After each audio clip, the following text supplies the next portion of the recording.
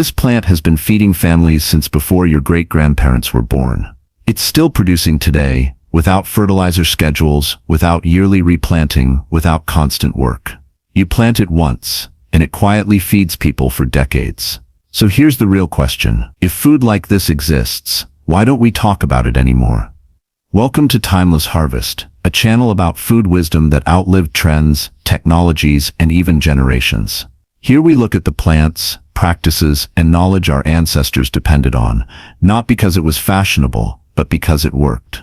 Today we're uncovering the forgotten world of perennial vegetables and how an entire food system quietly slipped out of our memory.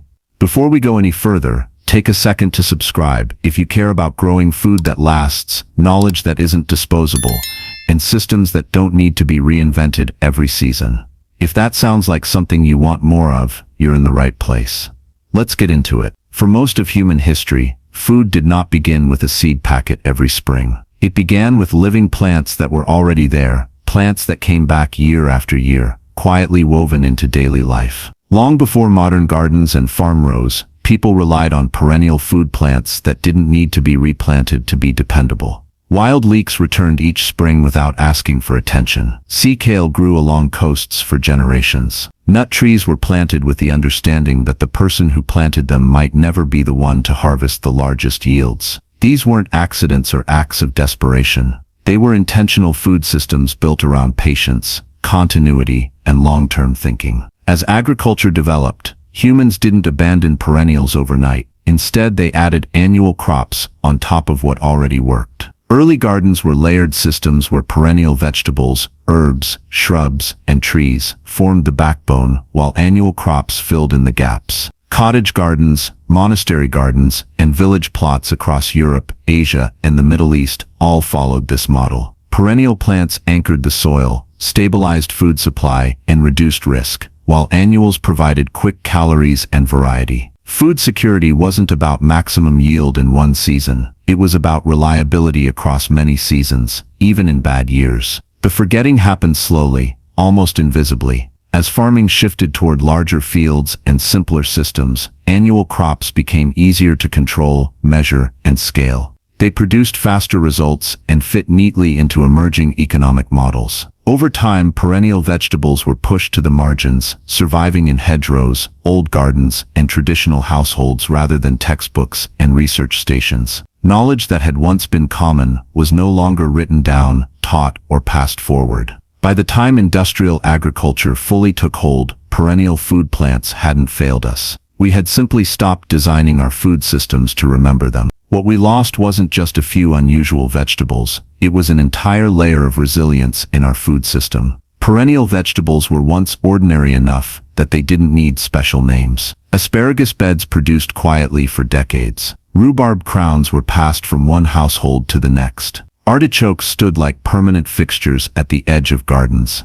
These plants were familiar, dependable, and expected to outlive the people tending them. When annual crops began to dominate, these survivors hung on because they were too useful to fully erase. Even today, many people grow them without realizing they're remnants of a much larger tradition that once filled gardens with long-lived food plants. Beyond the survivors were vegetables that slowly slipped into obscurity, not because they were inferior, but because they didn't fit the direction agriculture was heading. Sea kale was a prized Victorian delicacy, grown and blanched with care. Good King Henry was a staple pot herb used the way we use spinach today. Walking onions provided food year-round without seed saving or replanting. Skirret was sweet, filling, and common enough to appear regularly in Tudor kitchens. These plants didn't vanish due to poor taste or low productivity.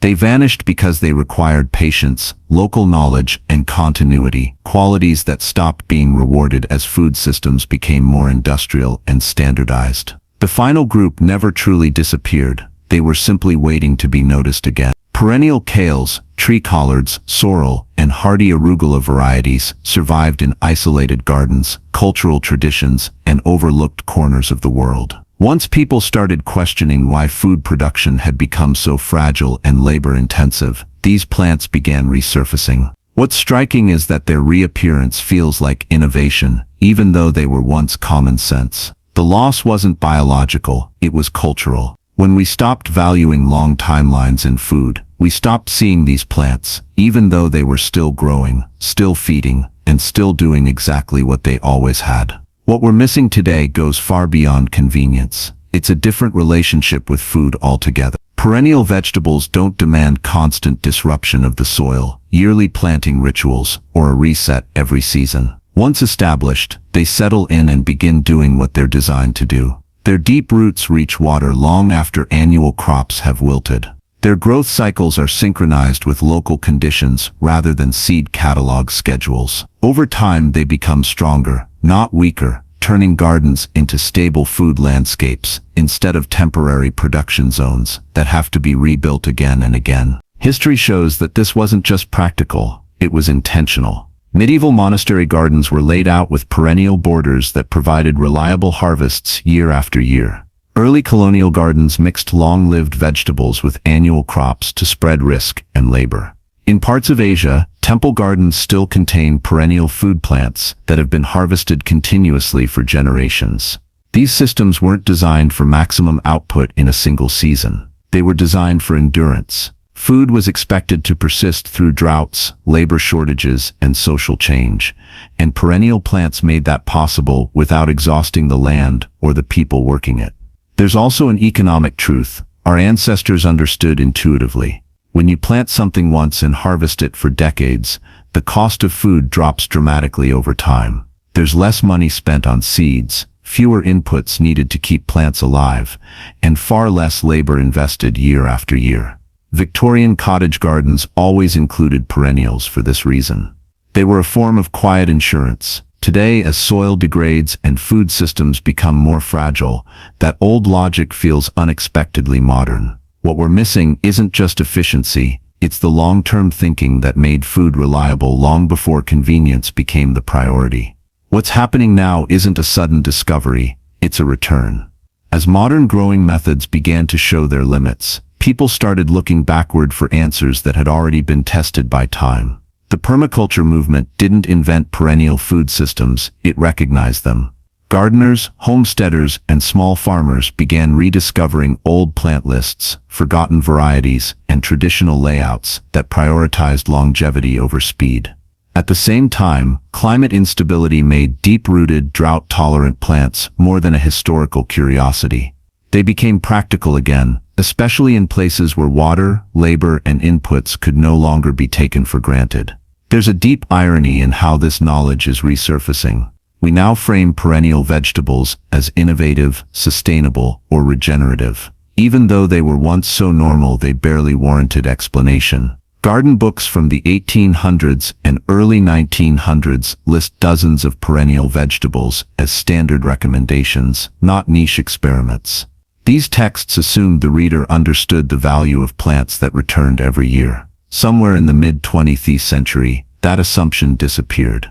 In less than 2 generations, a food culture built on continuity was replaced by one built on replacement, and the old knowledge was quietly shelved rather than disproven. Today, the evidence of this revival is everywhere if you know where to look. Seed savers are preserving perennial varieties that survived only because someone refused to stop growing them. Archaeologists are uncovering garden layouts that show deliberate perennial food planning rather than random planting. Modern growers are rebuilding gardens using the same principles their great-great-grandparents relied on, often with better results than expected. What feels like a renaissance is really a reconnection. The plants never left, the memory did. Getting started with perennial vegetables doesn't require a complete redesign of your garden or a deep dive into obscure plant lore. Historically, people began with what was already proven to last. Asparagus, rhubarb, and walking onions weren't considered advanced choices, they were foundational. These plants earned their place because they produced reliably with minimal care and stayed productive for decades. Adding them to a garden was a long-term decision, not an experiment. Even one perennial bed changed how a household thought about food because it introduced the idea that some harvests didn't depend on yearly effort.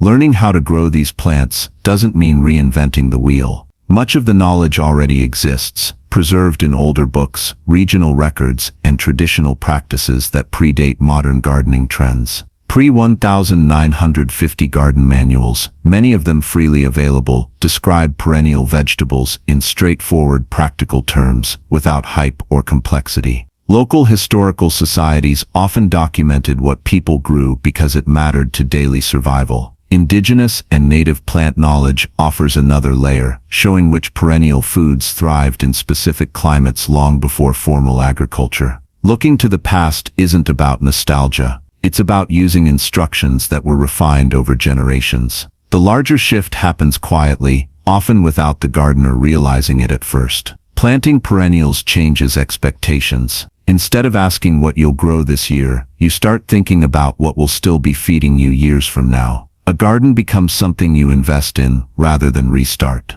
You're not just adding vegetables to the soil, you're restoring a broken chain of knowledge that once treated food as an inheritance. Every perennial planted is a decision to slow down, to trust time, and to reconnect with a food tradition that was never meant to be temporary. These plants didn't fail us. They didn't stop growing, stop producing, or stop being useful. What changed was our attention. Somewhere along the way, we chose speed over stability and forgot that food was once designed to outlast the people who planted it. Perennial vegetables kept doing what they've always done, quietly returning every season, deepening their roots, and improving the soil beneath them. They waited while we chased higher yields, quicker harvests, and systems that required more effort every year just to stand still. The loss was never in the plants. It was in the memory of why they mattered. When you step back and look at it, the idea is almost unsettling in its simplicity. One decision made today can still be feeding people decades from now, not as an emergency measure, not as a novelty, but as a normal part of life. Our ancestors understood that food security wasn't about squeezing everything out of one season. It was about building something that could endure uncertainty, bad years, and change. A perennial garden wasn't just practical. It was a statement of trust in the future, a belief that someone would be there to harvest long after the planting was forgotten. This is where the real question lives. What if a small part of your garden wasn't temporary at all? What if one bed, one corner, or even one single plant was chosen with the idea that it might feed your children, or someone else's children, years from now?